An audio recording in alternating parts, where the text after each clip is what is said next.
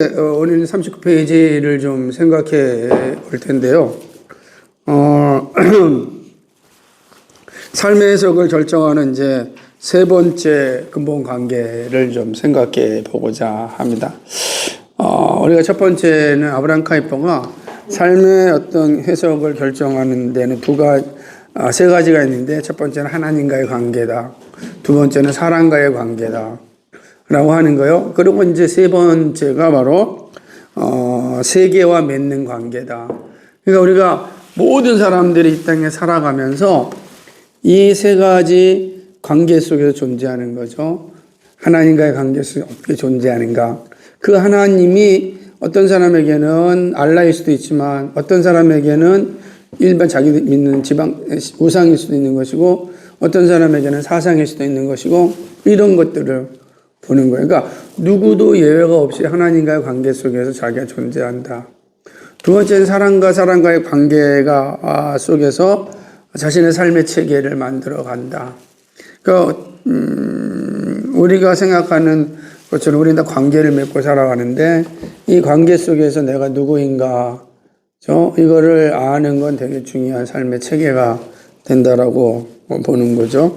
그래서 그런 내용들을 쭉 이제 앞서서 이제 살펴봤습니다.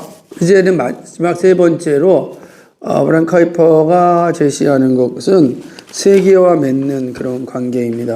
그렇죠? 중요한 거죠. 세계를 향한 태도가 우리 삶의 체계를 형성하는데 중요한 영향력을 주는데, 일반적으로 이제 이교는 세계를 너무 높게 평가하여 상당 부분 세계를 두려워하여 세계 안에서 길을 잇는다. 이렇게 이제 평가하는 거예요. 그럴 수 있을 것 같아요. 세계를 너무 높게 평가했다는 게 어떤 게 되겠어요? 무슨, 우리가 알다시피 이교들은 이 자연을 어마어마하게 무서운 존재로 보잖아요. 그잖아요. 해, 달, 일월 성신을 다 이제 믿고 사는 사람들 아니에요. 그 사람들의 그 자연과 이 세계에 대한, 관계는 우리한테는 그냥 해고 달인데, 이 사람들한테는 그 해가 달이고 자신들의 삶의 문제를 좌우하는 그런 문제로 생각할 수 있기 때문입니다.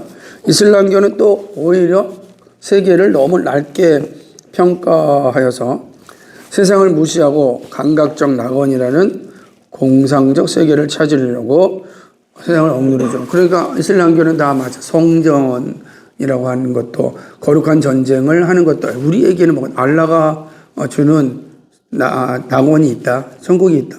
그러니까 우리가, 그래서 이 이슬람교들이 그렇게 자폭을 하는 것들은 그들이 가지고 있는 이 세상과의 관계에 기반하는 거죠.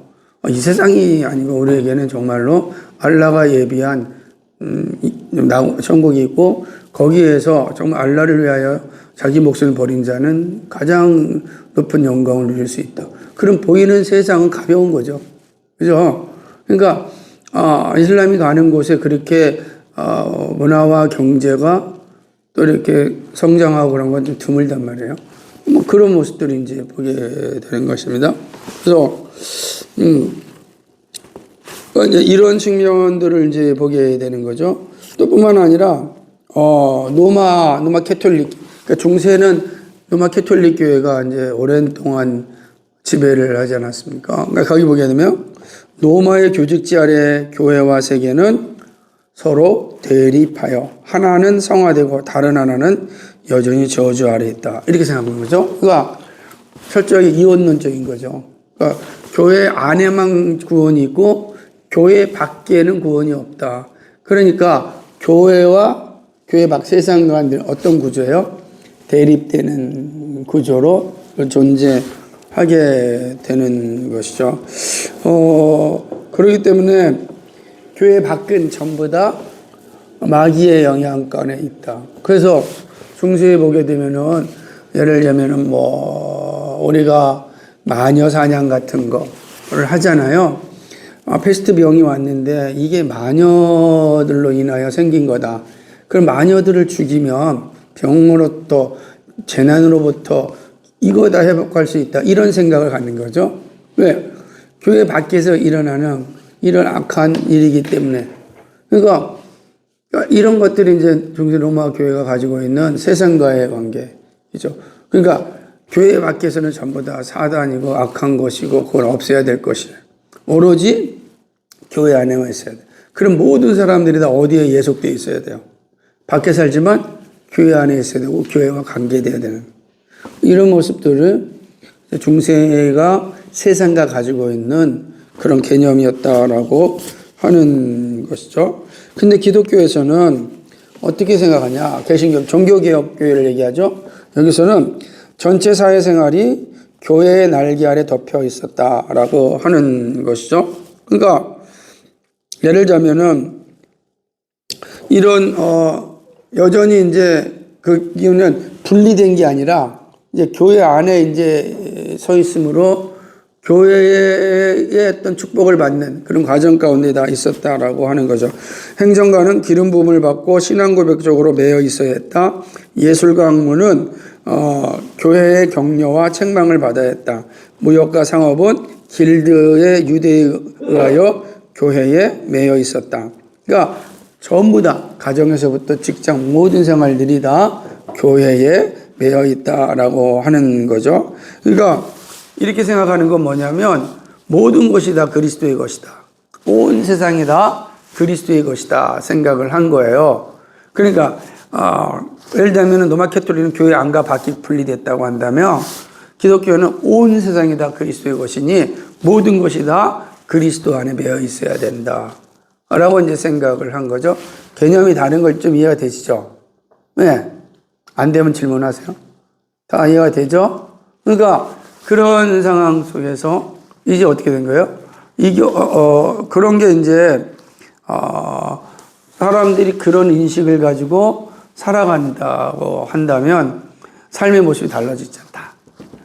그러지 않게 이교의 관점에서 보거나 그 다음에 이슬람의 관점에서 보거나 로마 캐톨릭 관점에서 보거나 그리고 기독교의 관점에서 세상을 바라보는 관점이 달라지는 거 아니겠어요? 내가 어떻게 세상을 이해하느냐가 이렇게 삶의 체계가 달라지게 되는 것입니다. 그렇죠? 그러니까 여기 보게 되면은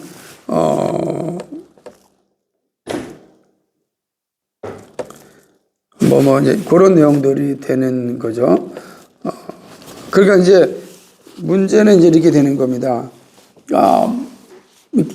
이런 이제 사회에 대한 이해가 달라지면서 나타나는 삶의 모습들은 어떻게 되겠느냐라고 하는 것이 이제 보게 되는 거죠. 우리가 41페이지를 보게 되면은, 만약에 이제 세상과의 관계가 로마 캐톨릭적 관점으로 본다면 세상 밖은 사단이 있는 곳이라고 한다면 교회 안이 가장 안정스럽지 않겠어요? 그러면 사람들이 어디로 몰려들겠어요? 그 수도원으로. 그러니까 교회는 이제 사는 게 수도원들 떠나서 수도원이나 이런 데서 삶의 안식을 이제 얻으려고 하는 것이죠. 그렇게 된다라고 하는 거죠. 그러니까 결국은 어떻게 되냐면 세상은 교회를 부패시켰고 교회는 세상에 대한 지배력에 의하여 세상 생활의 온갖 자유로운 발전을 가로막는 그런 이제 방해물이 서로가 된 거죠. 이런 상황 속에서는 서로가 다 마찬가지가 된다라고 하는 거예요. 그러니까 여기서 죄송합니다. 실수한 것 중에 하나가 뭐냐면 로마 캐톨릭, 그러니까 종교개혁 이전의 기독교를 생각해야 됩니다. 그러니까 그런 모습들은 다 이제 이원론화되고 또 다 교회 지배 아래 있어야 되고 다 그럼으로 인하여서 그들의 삶의 모든 것들은 오로지 이제 교회를 위해 존재하는 거고 그러다 보니까 교회 밖은 이건 사단이 지배하는 것이니까 이들은 어디로 가야 되는 거예요? 전부 다 교회 안으로 가야 되고 교회 안으로 가려니 교회 안으로서 모이는 그 제도가 수도원이 생기고 수도원 안에서 사람들은 안식을 얻게 되고 그러면 그럴수록 교회 밖은 사단이 지배하는 세상이 되는 거죠. 그러니까 점점 이원론화된 세상이 로마 캐톨릭이나 기독교라고 하는 구조 속에서 형성되어졌다. 그러면 이제 이런 구조 속에서 볼 때에 세상과 나와의 관계, 이건 이제 중세까지는 이런 관점 속에서 선택을 해야 되는 거죠. 내가 이교로 살든지 이슬람교로 살든지 로마 캐톨릭, 로마교 기독교로 살든지 누구나 다 이 셋 안에서 살아갔겠죠. 중세 그러니까 유럽이라고 하는 사회를 한번 생각해 보든지 떠나서라도 전 세계를 보면은 기독교가 전해지지 않는 것은 이교잖아요. 그죠? 이교 사회가 되잖아요. 그리고 이슬람 사회고 로마 캐톨릭, 그러니까 전 세계는 세 개밖에 없는 거죠. 이교 사회, 이슬람 사회, 기독교 사회지. 그리고 나중에 이제 19세기에 현대주의가 들어오면서 또 하나의 이제 새로운 체계가 형성됐다는 거예요. 이거 이해되죠? 네. 그럼 이제 문제는 여기서 이제 이렇게 머물러 있다고 한다면 우리는 이제 세상을 일월 성신에 대한 두려움을 가지고 살아야 될 것인지 아니면 자연세계에 대한 아주 천박한 인식을 가지고 살 것인지 아니면은 정말로 사단이 지배하는 세력으로서 배격하며 우리는 다 수도원으로 들어가서 살아야 될 것인지 이렇게 이제 결정되는 거죠. 그런데 칼빈주의는 이제 전혀 다른 관점의 삶의 체계를 이야기하는 거예요. 그게 뭡니까?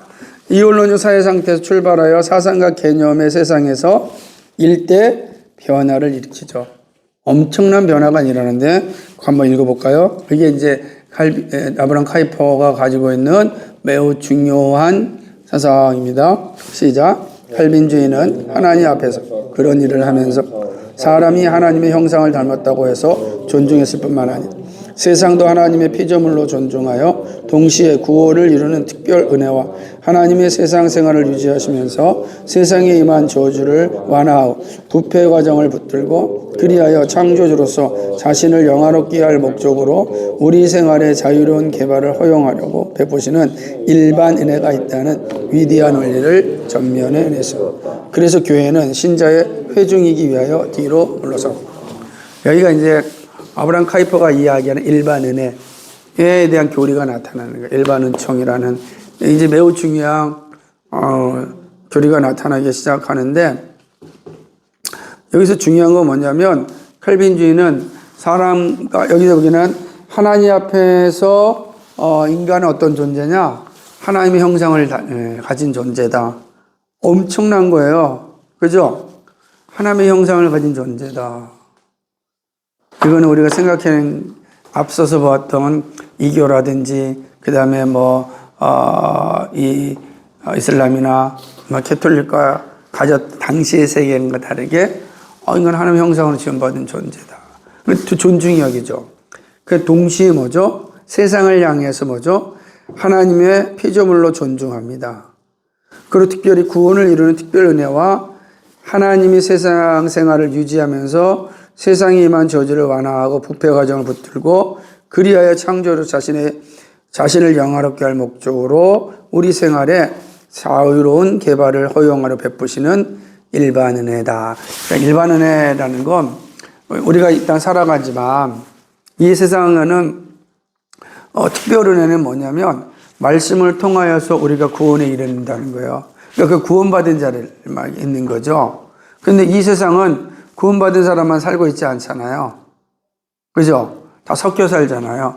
그러면 예를 들자면 로마 캐톨릭 개신교 이점에 보면은 교회 밖에는 다 사단이 지배하는 곳이니까 다 악한 거잖아요. 그런데 아브라함 카이퍼는 그러지 않다.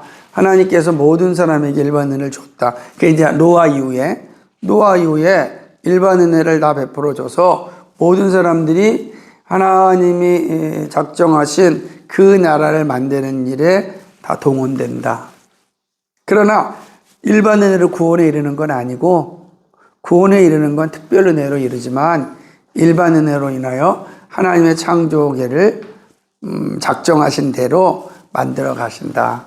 그러니까 우리는 다 마찬가지로 예수 믿지 않는 사람들이 운전하는 버스를 탈 수 있잖아요. 그죠? 그건 뭐야? 일반 은혜야. 그러잖아요. 우리 얼마나 감사합니까? 아니면은, 다 어떻게 그 사람들이 사단의 자식이다라고 생각하면은 우리 그거 탈 수 있겠어요? 못 한다. 그 마녀 사냥이 되는 거지. 그게 아니다. 그러니까 모든 사람에게는, 모든 인류에게 하나님께서 은혜를 베풀어 주셨다. 그래서 그 은혜에 합당하게 살아가는 거예요. 우리에게 그 은혜가 주어지는 거예요. 그러나 특별 은혜는 오직 선택된 자녀들에게만 주어진다. 이게 이제 아브라함 카이퍼가 얘기했다. 그러니까 이제는 세상을 바라보는 관점이 다르죠. 이 피조 세계는 매우 중요해요. 하나님이 창조하신 세계고 하나님의 영광을 나타내는 세계고 그 세계를 하나님께서 갑자기 일반 은혜를 주셨어요. 그럼 이런 내용을 생각하면 돼요. 비가 오는데 비가 예수 믿는 사람한테만 비가 오지 않죠. 그죠? 믿지 않는 사람한테 비가 오죠. 예수 믿는 사람의 밭에만 비가 떨어지지 않죠. 예수 믿지 않는 사람의 밭에도 비가 떨어지죠. 그죠? 그래서 모든 것들이 다 잘 자라서 함께 이 창조 세계를 움직이잖아요. 그 일반 은혜라, 일반 은총이라. 그게 이제 우리에게 다 일반 은혜가 있는 거예요. 그러니까 그러면 예수 믿지 않는 사람들이 가진 재능, 그 사람들도 존중이 여길 수 있죠. 왜냐하면 그 하나님이신 일반 은혜니까. 그 목적은 뭐예요? 하나님의 창조 세계를 목사님들 표현하는 것처럼 창조 경륜을 완성하기 위한 거니까. 그죠? 그러니까 그런 측면으로 생각한다면 우리는 세상을 바라보는 관점이 다르죠. 하대하지도 않고 높이지도 않아요. 그래서 배격하지도 않아요. 존중하는 거죠. 그러니까 칼빈주의가 가는 데마다 문화가 발전하는 거예요. 이해가 되세요? 칼빈주의가 가는 곳마다 문화가 발전해. 왜? 존중해야 되니까. 그 역사상 칼빈주의가 가는 곳마다 그렇게 이제 놀라운 변화가 일어난 거죠. 여러분, 우리나라에 들어온 기독교도 칼빈주의적 신앙이었단 말이에요. 초창기에 아펜젤러나 언더우드나 이런 선교사님들이 다 칼빈주의 신앙을 가지고 들어왔단 말이에요. 그러니까 얼마나 중요한 일들이 그래서 우리나라 이렇게 또 발전하는데도 상당한 영향력을 준 거죠. 그래서 지난번에도 얘기했지만 막스 베버의 프로테스탄트와 자본주의 이 엄청난 거죠. 그러니까 오늘날 자본주의의 어떤 근원에는 이 프로테스탄티즘, 특별히 칼빈의 청직 이론이 가장 의미심장하게 자리 잡고 있다. 물론 여기에 대한 여러 가지 비판이 존재하지만 그러나 역사적 사실로 볼 때, 표면적 사실로 볼 때는 그걸 부정할 수 없는 사실도 있다라고 하는 것. 그게 이제 이런 거죠. 그래서 이제 우리의 세상 생활, 우리 이 땅에서 살아가는 것은 자유롭게 우리에게 주신 겁니다. 이제는 우리는 이 땅에서 하나님이 주신 대로 만끽하며 살아가는 거죠. 그것은 하나님으로부터 해방됐다는 뜻이 아니에요. 교회로부터 해방됐다니까, 교회. 그러니까 교회의 얽매임에서 이제 하나님이신 자유를 성취하게 된 거죠. 그러니까 우리는 이 땅에서 이제 마음껏 하나님의 나라를 위해서 일할 수 있게 되었다라고 하는 거죠. 그러니까 이런 모습들은 모든 영역에서 다 나타납니다. 예술, 그다음에 경제, 그리고 혹은 정치, 모든 영역에서 이 하나님의 원리는 나타나죠. 그 땅을 정복하라, 땅을 다스리라 라고 하는 의미는 이제 이런 측면을 보는 거야. 하나님께서 우리에게 주신 자연세계를 잘 다스려라. 그래서 문화적 발전을 일으키고 하나님이 궁극적으로 이야기한 창조 경륜을 완성하라. 이런 거죠. 이게 이제 아브라함 카이퍼가 주장하는 일반 은혜에 대한 이해예요. 물론 이로 인하여서 당시 화란의 네덜란드에서 또 두 가지 신학적인 이게 충돌이 있었어요. 하나는 이제 클라스 스킬더라고 하는 신학자고 그 사람이 이제 아브라함 카이퍼의 일반 은총 이거 일반 은혜에 대해서 엄청나게 비판을 하긴 했어요. 그래서 막 분리가 되기도 했지만 둘 다 가지고 있는 원 의미는 다 같아요. 하지만 하나님께서 구원, 이런 모든 문화적인 사명을 준 건 다 그리스도 안에서 이루어지게 하십니다. 라고 이제 그리스도 안에서 보는 거를 클라시컬도 강조했다면, 이게 조금 쉽지가 않지만, 혹시 나중에 이제 이 부분 공부할 때가 되면 말씀드릴게요. 그러나, 이 아브라함 카이퍼는 창조 때부터 일반 은총을 줬다. 모든 사람에게 줬다라고 하는 거죠. 어려울 텐데, 그냥 넘어가요. 이거 또 하나의 꼭지점이 되는 거니까.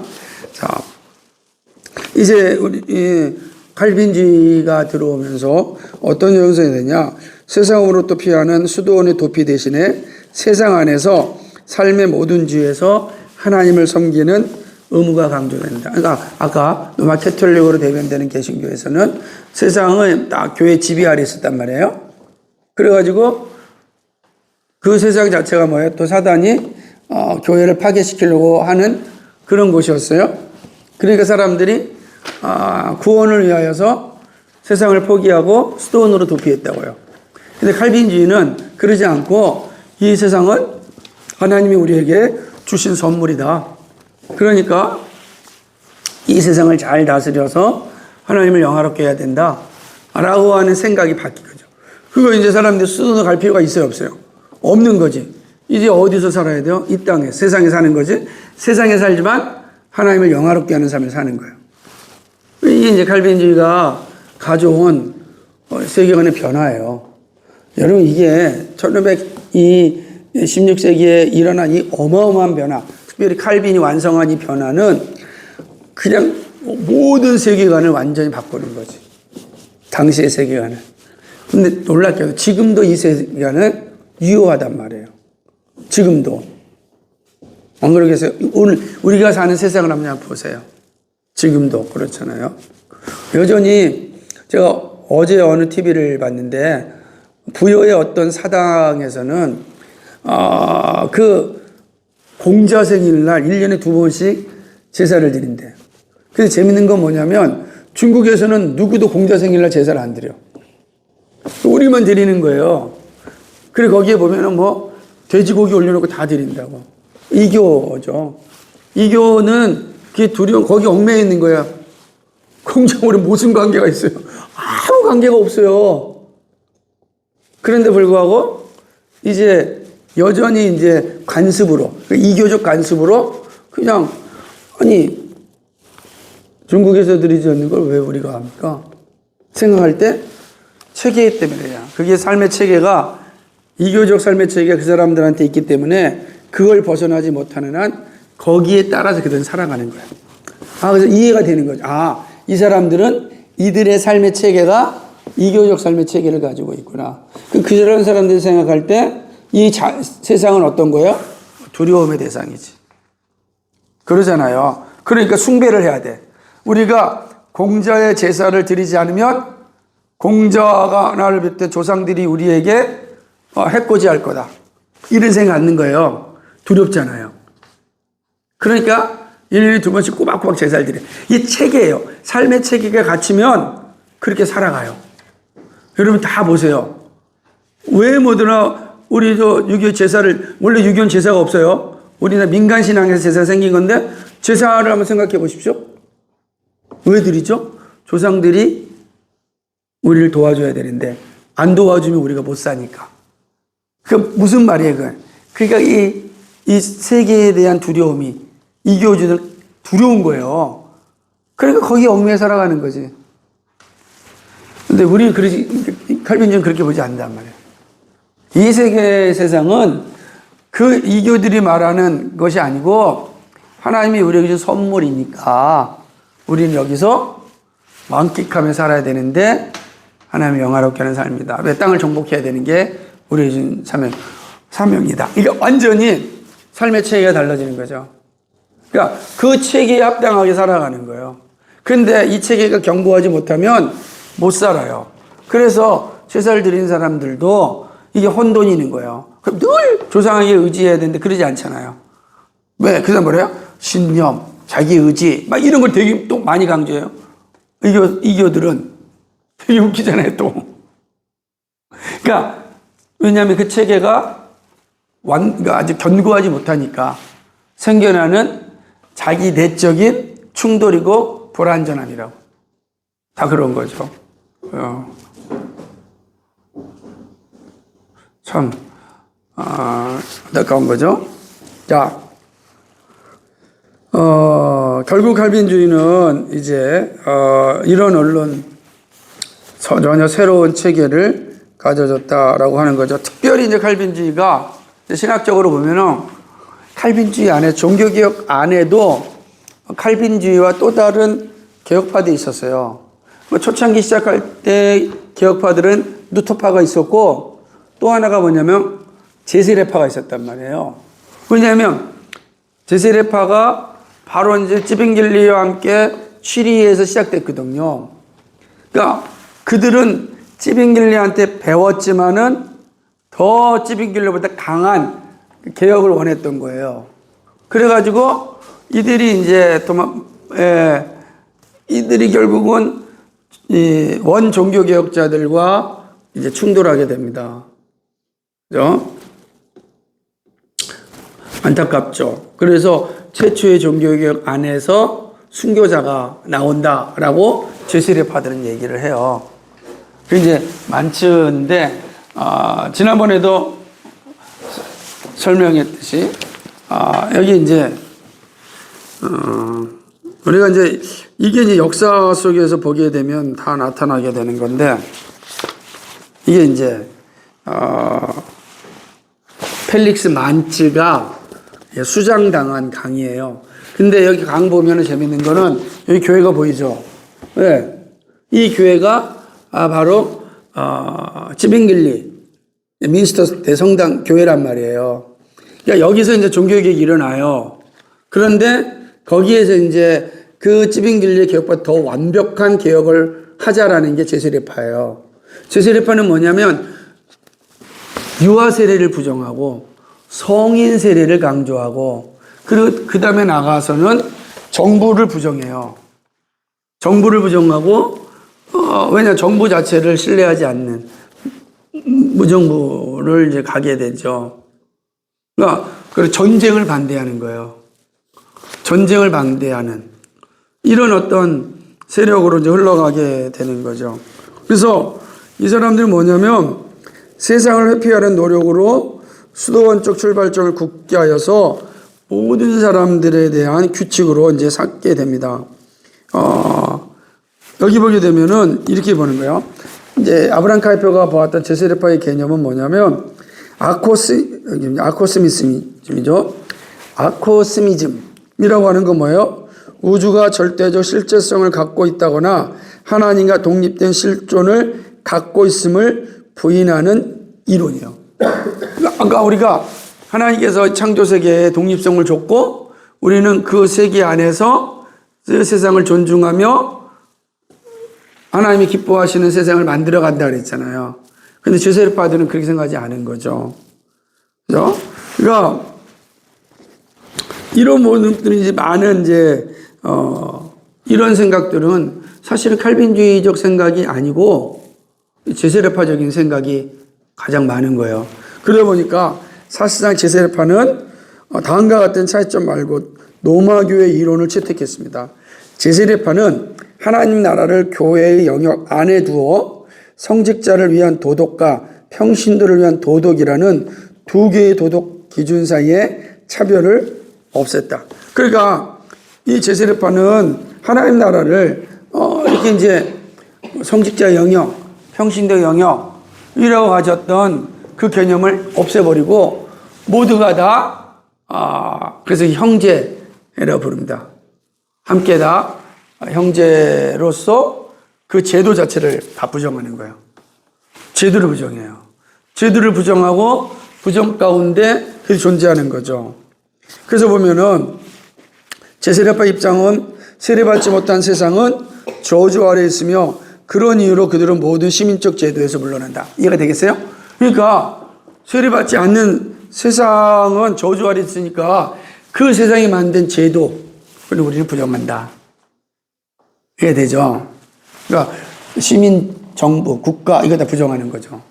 그래서 펠스 만치가 사실은 이 취리 정부가 만치를 처형하려고 하지 않았어요. 나가라. 다른 데 가서 해라. 왜냐하면 찌빙길리의 제자였기 때문에. 근데 만치가 아니다. 우리는 부정한다. 우리는 정부를 부정하니까 당신들의 말을 들을 필요가 없다. 결국 어떻게 되겠어요? 그래서 취리 의회에 의하여 처형당하게 되는 거고, 그 웨스트 교회가 보이는 그 앞에 수장당하는 거죠. 그러니까 이게 되는 거예요. 두 번째 뭐냐면, 세례받은 신자들은 모든 시민 생활을 제세례파의 보호 아래 두어 다시 만들어야 할 의무가 있었다. 그래서 뭐죠? 다시 세례 받아야 돼요. 되게 생긴 거죠. 그러니까 이렇게 생각한다면 결국은 그러니까 이 참 재밌습니다. 그러니까 제세례파는 그러니까 노마 교회는 자신들의 모든 중심이 어디냐면은 교회예요. 근데 그 교회란 이름을 제세례파는 하나님 나라로 가져온 거예요. 그리고 이 안에서는 다시 제세를 받아야 돼요. 누구나 다 통치를 다시 받아야 된다 라고 하는 거죠. 그러니까 이름만 바뀌었지 똑같잖아요. 그 안에만 있어야 되는 거야. 밖에 있으면 안 돼. 제세례파 안에 있는 사람만 구원받아. 밖에 있는 사람은 구원받지 못하는 거겠죠. 제세례를 받아야 돼. 누구든지 다시금 분명한 신앙 고백이 있을 때만 세례를 주고 그 사람만 구원받아. 제세례파예요. 그러니까 이런 어떤 참 안타까운 거죠. 칼빈주의는 이러한 제세례파의 이론을 거부합니다. 다 거부해요. 그리고 아까 얘기한 것처럼 교회는 영적 영역으로 물러나야 하며 세상에서 우리가 하나님의 일반 은혜를 드러내야 한다. 이게 아브라함 카이퍼 생각이에요. 요게 이제 또 스켈도하게 충돌하는 부분도 있지만 어찌됐든 간에 그거는 이제는 교회의 영역은 영적 영역이고 이 땅의 영역은 우리에게 주어졌다. 그러니까 마음껏 이 영역 가운데 살아야 되고 그 영역의 질서도 순종해야 된다. 일반 은혜니까 일반 은혜로 만들어지는 사회 질서에 그리스도인들이 순종해야 된다라고 하는 거죠. 결국은 칼빈주의는 이 세 가지 관계에 있어서 자신들의 어떤 분명한 그 체계를 가지고 있었다라고 하는 것이죠. 그래서 칼빈주의만큼 하나님과의 관계, 사람과의 관계, 그리고 세상과의 관계가 분명한 체계가 없다라고 하는 거죠. 그래서 이 43페이지 보게 되면 아브라함 카이퍼가 요약을 합니다. 우리와 하나님과의 관계, 그죠? 사제나 교회와 독립된 인간과 영혼의 직접적 교제다. 그죠? 직접 교제한다는 거죠. 누구를 통해서 하는 게 아니잖아요. 그죠? 우린 직접 하나님과 교제할 수 있다. 이게 다른 게 다르죠. 그리고 두 번째 뭐죠? 인간과의 관계는 모든 사람 안에 있는 인간적 가치를 인정한다. 이 가치는 하나님의 형상대로 창조되어 유지되는 것이며 따라서 하나님과 행정관 앞에서 모든 인간은 평등하다. 모든 인간 다 평등하죠. 우리는 하나님 형상을 지음받았으니까. 그리고 우리와 세상과의 관계, 온 세상 안에서 은혜로 저주가 억제되어 세상 생활이 독립적으로 존중되며 우리가 모든 영역에서 하나님이 자연과 인간 생활에서 감추어 두신 보호를 발견하고 잠재력을 개발해야 한다. 라는 것입니다. 그러니까 이 개념들이 분명하게 이제 다르다라고 하는 것이죠. 오늘 1부는 여기까지 마치도록 하겠습니다.